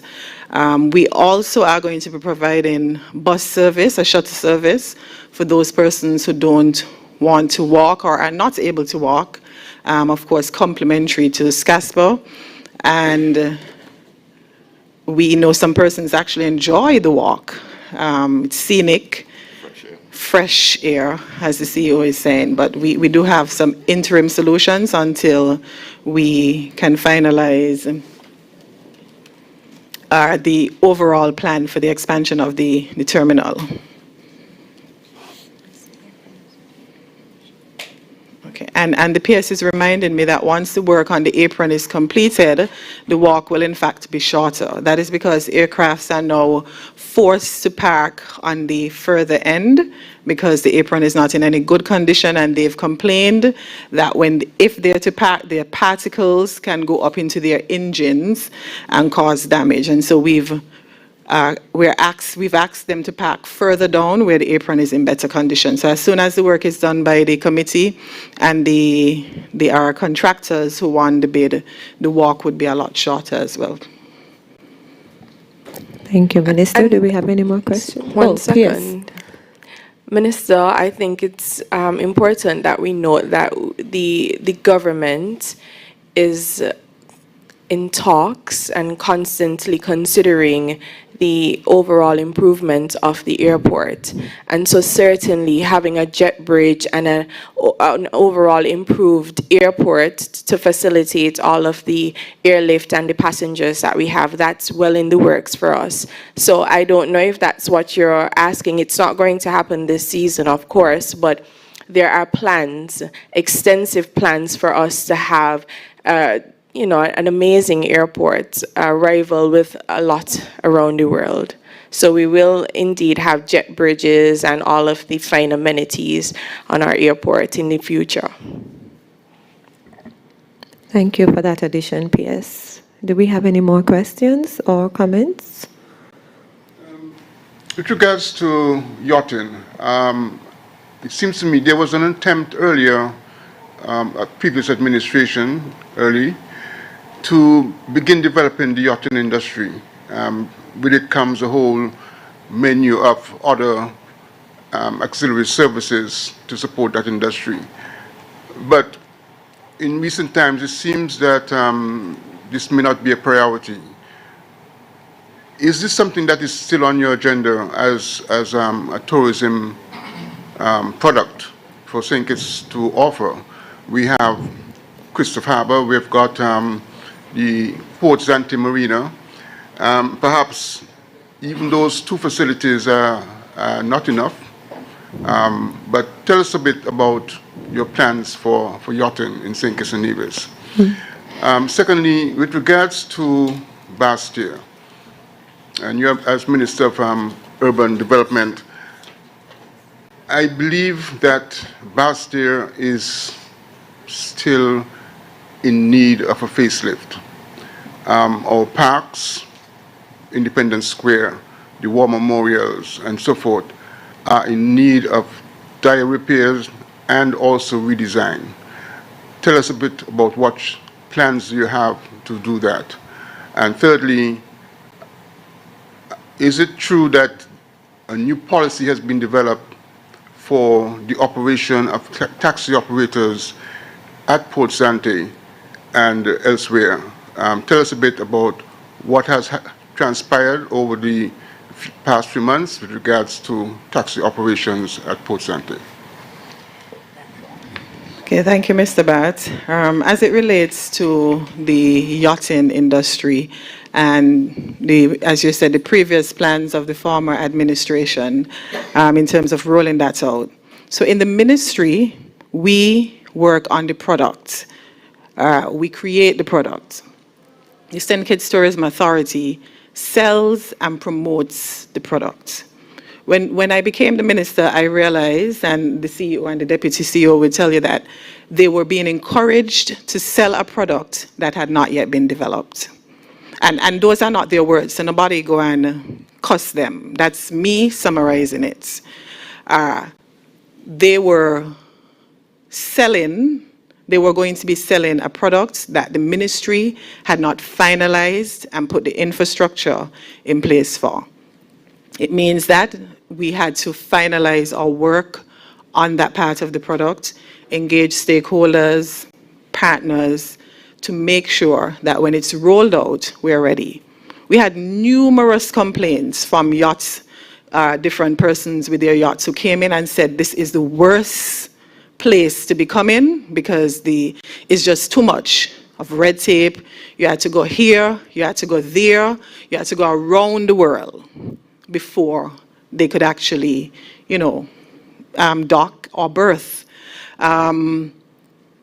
We do have a yacht committee in place. They meet, I think it's once a month. It comprises of government agencies, private stakeholders, and other NGOs, of course.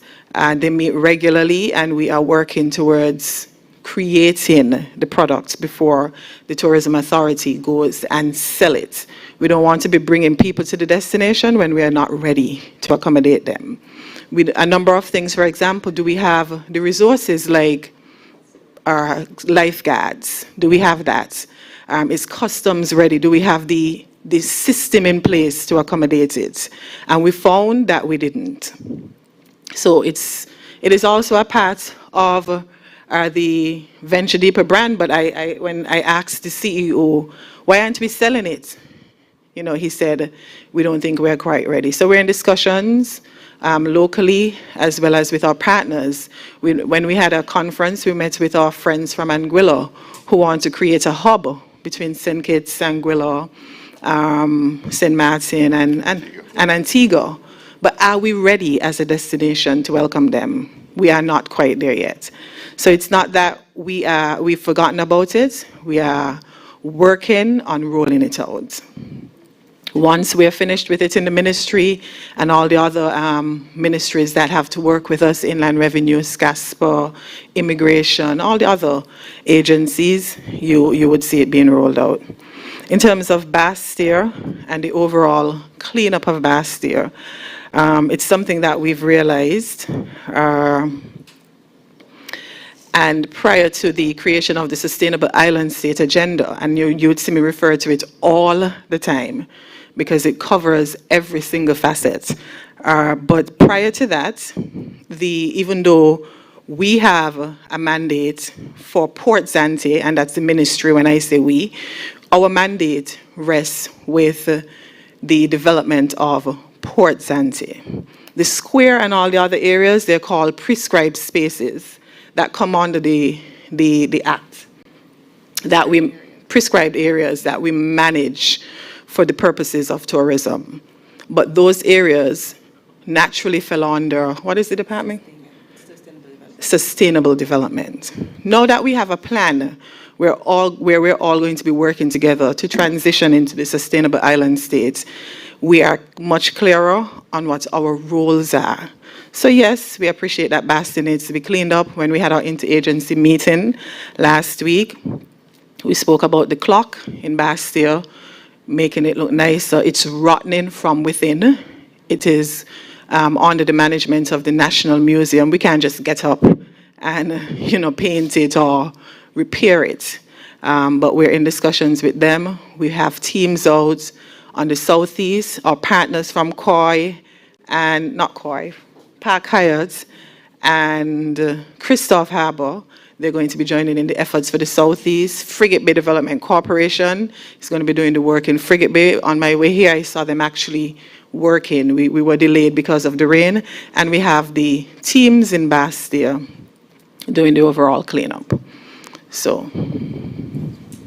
Thank you, Minister. We had the policy for taxi operations. Right. And Mr.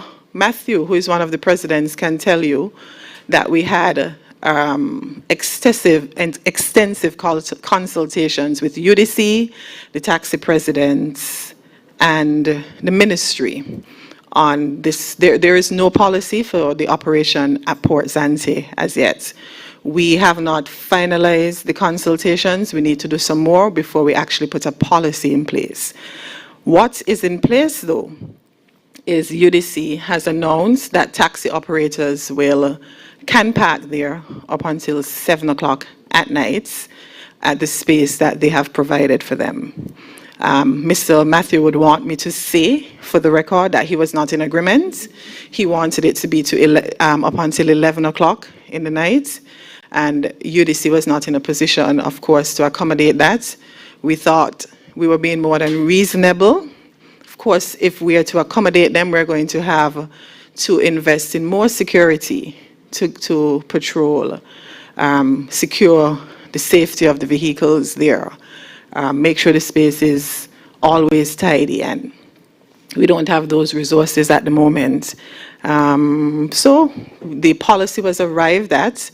The other two presidents were in agreement that, up to 7 o'clock is a reasonable time to allow the taximen to have their vehicles parked on UDC. There's still the parking space in the circus. There's no limitation on how long you can be there for. So they still have the parking space in the airports, at the circus. But the policy is up until 7. As it relates to the operations, nothing. We are going to be operating practically the same as we did last season until we can finalize the policy, which we are hoping to have implemented for the start of the next season or possibly at the end of this season. Thank you, Minister. My last question. What is being done to strengthen the collaboration between the St. Kitts Tourism Authority and the Nevis Tourism Authority?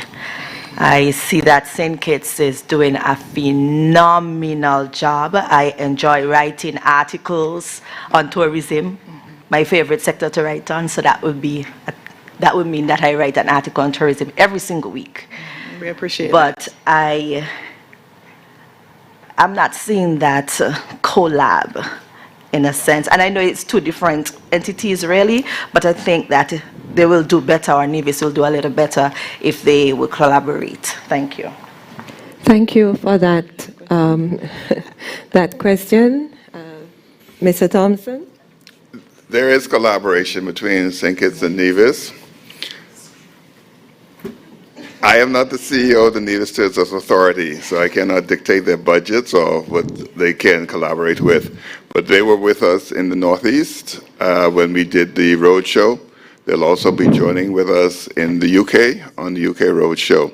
So where there are opportunities for us to collaborate, we certainly do. Thank you, Mr. Thompson. Mr. Bad? My last question. Could you tell us a little bit more about community tourism? That was something that was being worked on now for a number of years. Where is it at now? What is the status? How far has it gone in terms of the concept of community tourism? What is involved? Who is involved? And who is coordinating this whole thing? Okay, so the Ministry of Tourism, we have a projects unit, and we have several community tourism officers. The objective for community tourism is to take visitors, just as the Venture Deeper campaign says, to get them to immerse themselves into our communities so they can go eat what we eat, see how we live, experience how the locals generally live. What has come out of that is a number of our local artisans as well. So I don't know if you know of Wax Memories, Yachting, and all the other local artisans who actually work from within their homes, within the communities. The intention is to get our visitors to go into the communities and patronize, learn the skills, as opposed to, just staying on the beaches. We want to promote the historical and cultural impacts of the different communities. For example, Sandy Point. For Tourism Month, we're going to be doing a tour and a lime in Sandy Point called Historic Sandy Point. Sandy Point is rich with history. Rich, rich, rich. And I want to encourage all of you to support that initiative for Tourism Month. Similarly, St. Paul's, rich with history. We don't want to just have them in the books, but we want them to go to see the well where Fanny her name was, who they said throw her husband down in it after he threw her in. You see me, guy, good? Well, they'll go to the well and they'll get the story. They'll go to Sandy Point and they'll see where we had the leprosy home, how it was a fort.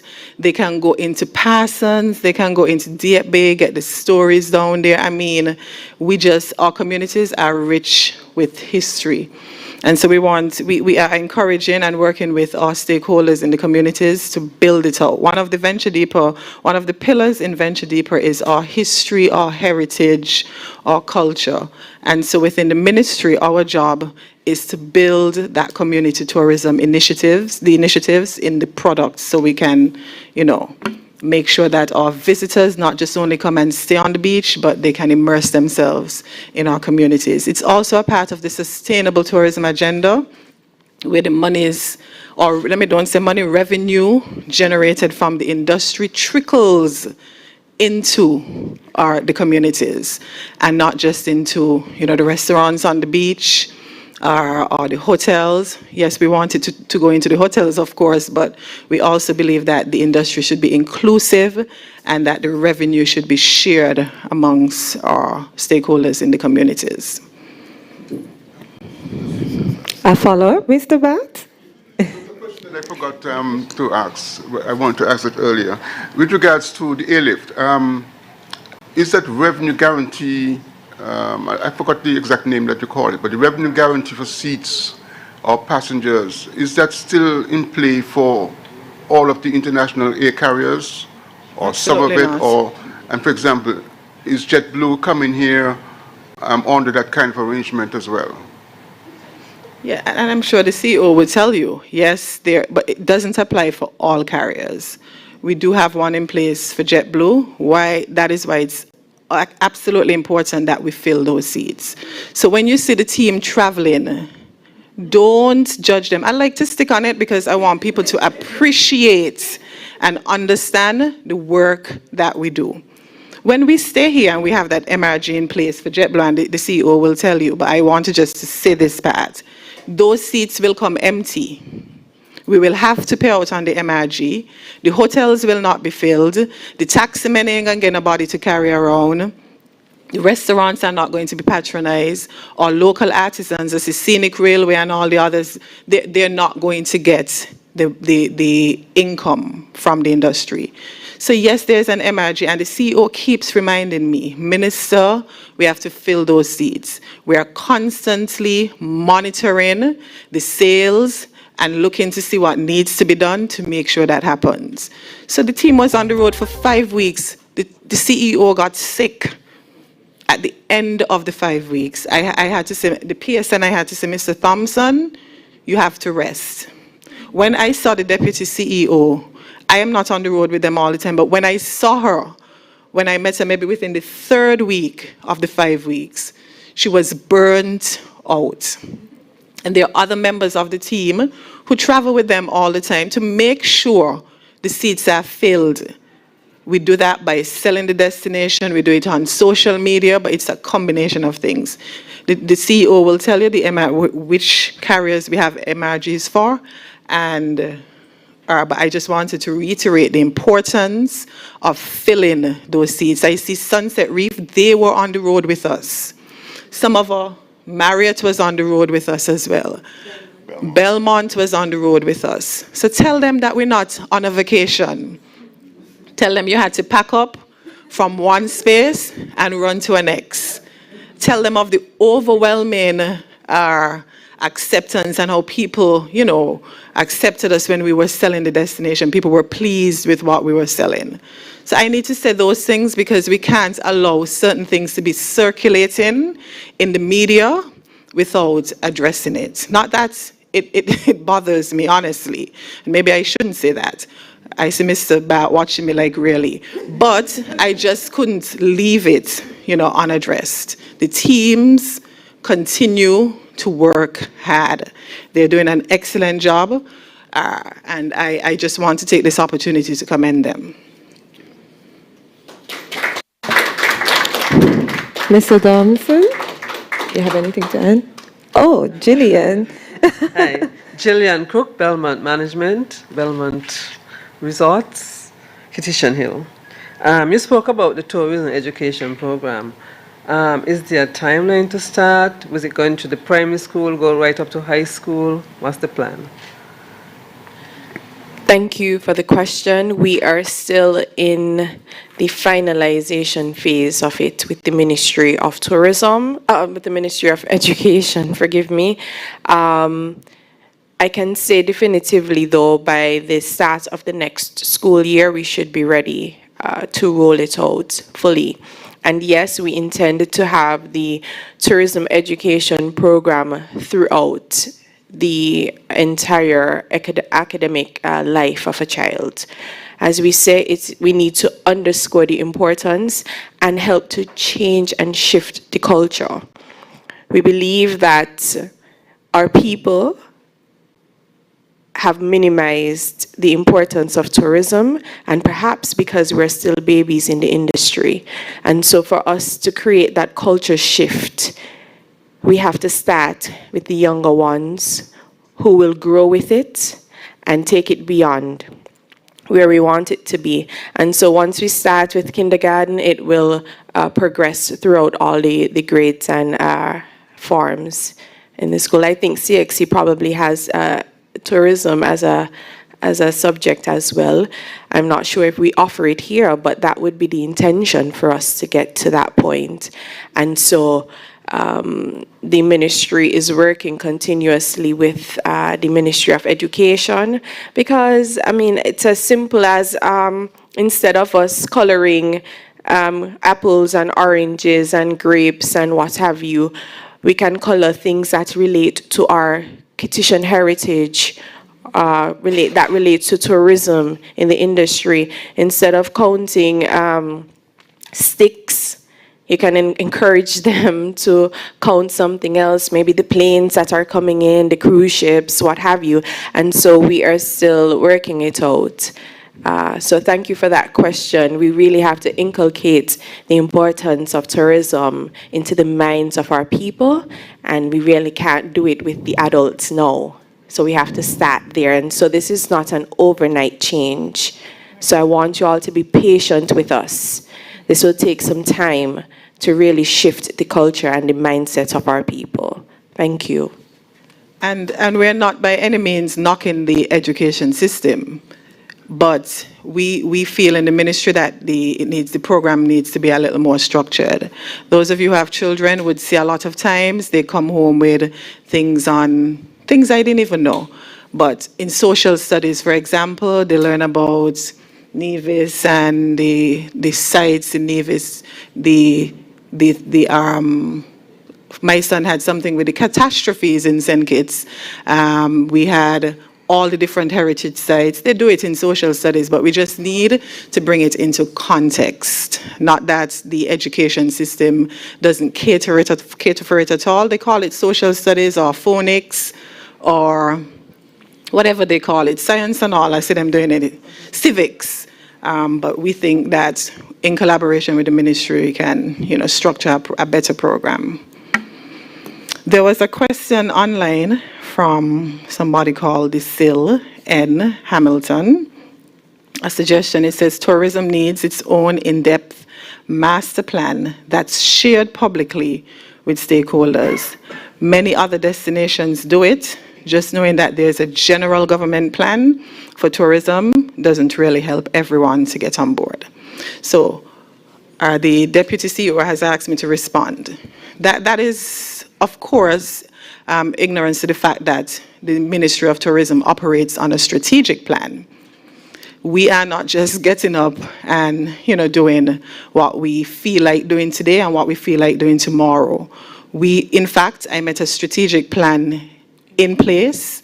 It was outdated, and we've secured funding. Even though it was outdated, we found that some parts of it was still relevant, and so it's been implemented. However, the PS has secured, we've asked for the funding in the budget to update the strategic plan. But whilst I focus on the government's overall plan, is because the strategic plan within the ministry must be consistent with the government's overall agenda. And so, and maybe some persons may not agree, but what we do strategically in tourism should ultimately help us to transition into a sustainable island state and a sustainable destination. So we do have a strategic plan. It's not something we publish. The stakeholders, however, are aware of the parts of the plan that are relevant to them.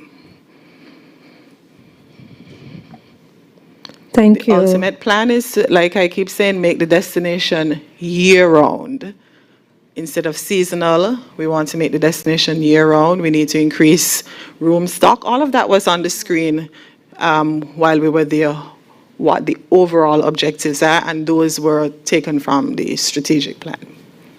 And just to add, we mentioned earlier about the ministry's intent to train and bring about more awareness with the stakeholders and with the citizens as well. I think it was just yesterday that we committed to one group of our stakeholders, not yesterday, Tuesday, that we will have training with the stakeholders so that they could understand what their roles are, specifically as it relates to our brand campaign. We recognize that there might be a gap, but the reality is that it is out there in the public. We have Kitchen Heartbeat, which is our social media page. It's on Instagram, it's on Facebook. And we share the plans and the vision of the tourism, the Ministry of Tourism there. And so, as the minister said, we don't specifically share the strategic plan because it's a plan that resides within the ministry. It's a guide to how we execute the vision for tourism in years to come. And so it is just a matter of our citizens and stakeholders understanding what their specific roles are with us executing our vision. And so, sometimes I believe that our people could ask questions without casting judgment so that they could become better aware of what's happening. Thank you. The Deputy CEO reminded me of a question as well on the live about the arrangements to have live entertainment at Black Rocks. At Black Rocks. I'm hoping the question is in the context of tourism and not just, putting a band on Black Rocks. In the ministry, I keep reiterating that what we do in the ministry is intended to drive tourism, whether it's in Frigate Bay, whether it's in Black Rocks, wherever. What we do is intended to drive the industry. So if you want to put on live entertainment for our visitors, You come to the ministry, you apply, you also have to apply to the police for the usual permissions, but you come to the ministry because it's one of our prescribed spaces as well under the Act. Thank you, Minister. I think we will wrap up at this time. I want to thank you for joining us this morning. I think it has been a very productive and informative press conference. We want to thank the individuals at the head table, Minister Henderson, PS Tivana Wharton, CEO Thompson, and CEO Charles. Thank you so much for those of you who are viewing online or on television and also listening via the radio and online as well. Thank you, and everyone have a good day. Get back to your respective organizations or wherever you may be going safely. Thank you.